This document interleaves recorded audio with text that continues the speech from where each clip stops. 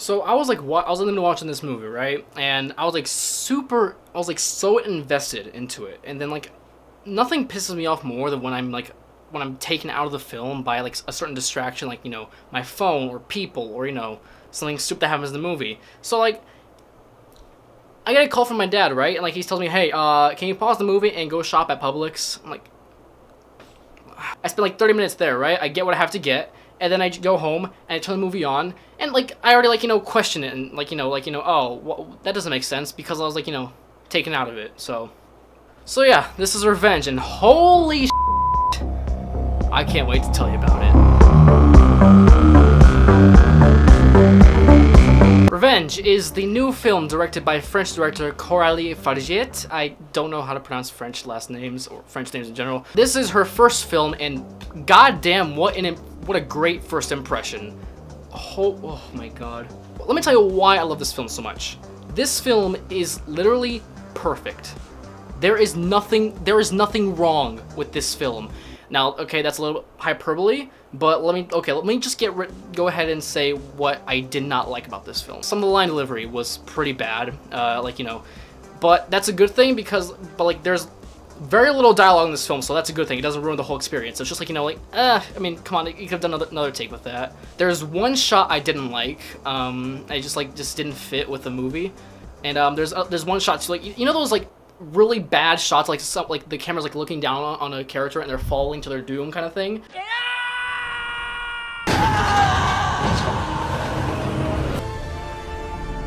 Those never look good. Like, at all. I can't remember, like, the last time I've seen a movie, like, where it looked good.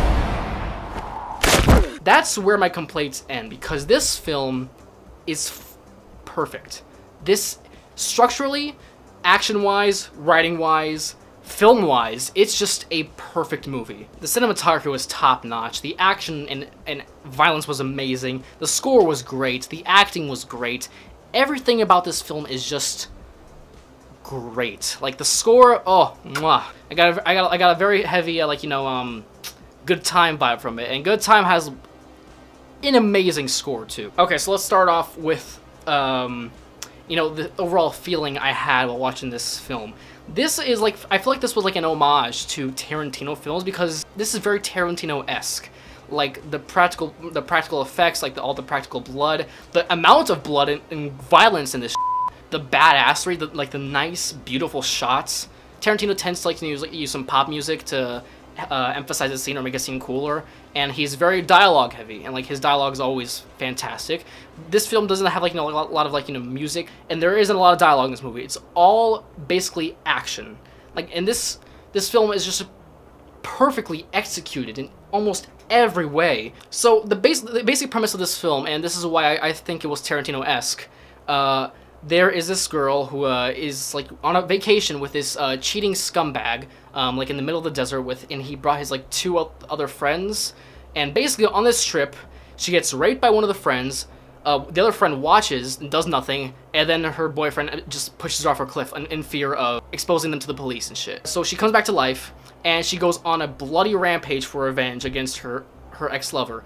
And that's why I thought it was very Tarantino-esque, like, you know, Kill Bill and everything like that. Like, you know, it was kind of pretty similar to Kill Bill, you know, like the femme fatale gets beaten to shit like most of the movie. She's a badass, she knows how to use a weapon, and she's just an unstoppable killing machine. And no matter how many times she gets beaten, she gets back up. And I just love Kill Bill is one of my favorite movies of all time. I just love that movie. The lead actress, I forgot her name. I'm not even gonna try to pronounce her name because it's like a long French name. She was fantastic in this. She didn't have a lot of speaking lines, and some of her line delivery was kind of but it's mostly of how she looks and how she delivered on her performance, like, you know, physically at least. In the first 20 minutes of this film, she's like, you know, filmed as if she were like this Barbie sex object, like looking like this blonde bimbo. She comes out of the helicopter, like, you know, sucking on a lollipop with the glasses, blonde and beautiful, like, you know, camera pans up from the legs and goes up, that kind of thing. And I'm like, and throughout the film, like, and she just looks perfect, right? She looks like a goddamn doll.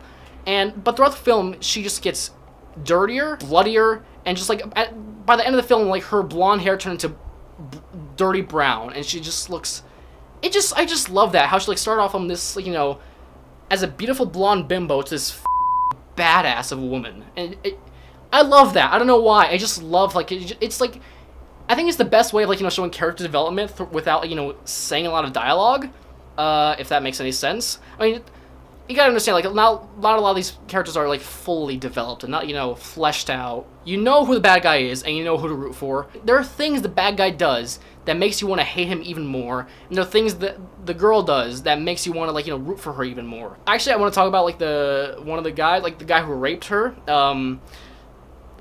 He was a great actor. I think he was, like, he kind of stole the show for me. There was, like, one time where I laughed unintentionally because, like, I guess, like, the way he delivered a line or an expression was just kind of funny. But he did it fantastic. I think he, like, put a lot of effort into his role. This film is also freaking brutal.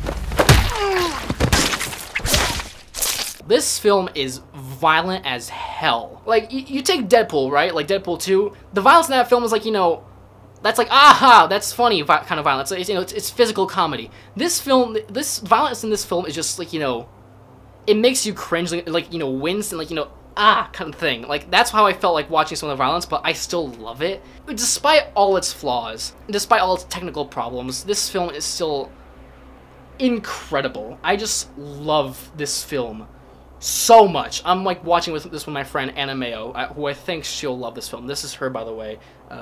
Love you, Anna. Mwah.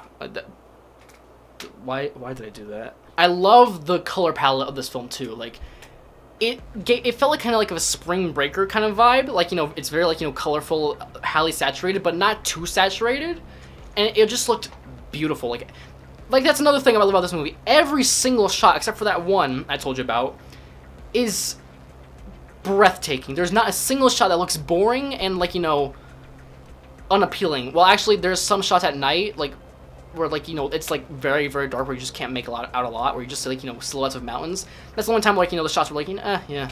But other than that, those, like, it's just a beautiful film, too. It looks so, the color palette, the cinematography, it's just so great. They're not, I love the fact that there's not, you know, all this shaky cam bullshit like a lot of films tend to do. Like, you know, they hover around the actor, like, you know, whenever, like, there's a moment where you just, like, need to think and just, like, you know, process what's happening, the filmmaker, like, just sets the camera down and let the events just unfold. I gotta give props to the cinematographer and the director, who just, like, worked so hard to make this film look so amazing. Like, there are even a lot of locations in this film. It's just a desert and a house. That's the only locations, and they still managed to, like, make this desert look so mesmerizing and beautiful.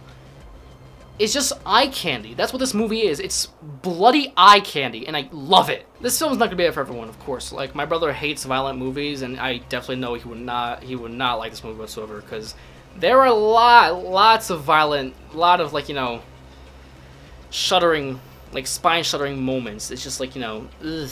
Everyone needs to, like, watch this film. Of course, like, the squeamish are not gonna enjoy this film, but there's something for everyone to love about this film. Like, there's, like, the sweet feel of vengeance, like the thrilling, you know, adrenaline pumping of action and violence. It has everything you want in an action movie and an entertaining summer movie. That's all I could ask for. This is a perfect summer action movie. It's just perfect.